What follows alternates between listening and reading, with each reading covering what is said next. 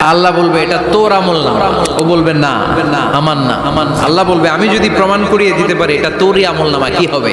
সে বলবে আমি মেনে নিব। আল্লাহ বলবেন কিরামান কাতিবিন নামে আমার দুজন ফেরেশতা আছে, ওই ফেরেশতার কাছে তোর আমল নামার একটা কপি আমার রাখা আছে, ওই কপিটা রব্বুল আলামিন ব্যাকআপ ফাইল থেকে নিয়ে আসবে। পড়েন সুবহানাল্লাহ। এবার বলবে যে তোর আমল নামার আরেকটা কপি আমার পড়ার দরকার নাই, কিরামান কাতিবিনের ফাইল তোর ফাইল দুইটা মিলা। আল্লাহ ছাড় দেয় কিন্তু ছেড়ে দেয় না। ফেরাউন রে কি দিছিল? ছেড়ে দিছে।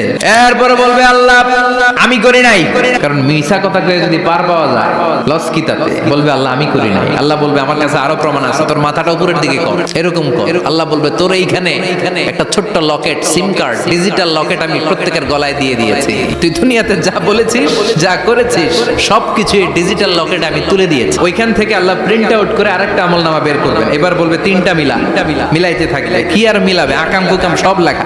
বলবে আল্লাহ সবই ঠিক আছে কিন্তু আমি করি নাই।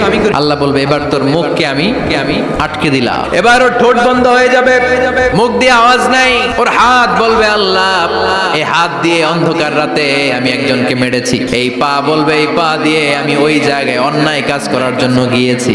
সাক্ষী আছে না নাই? কথা বলেন। সেদিন বাঁচার কোনো উপায় আছে?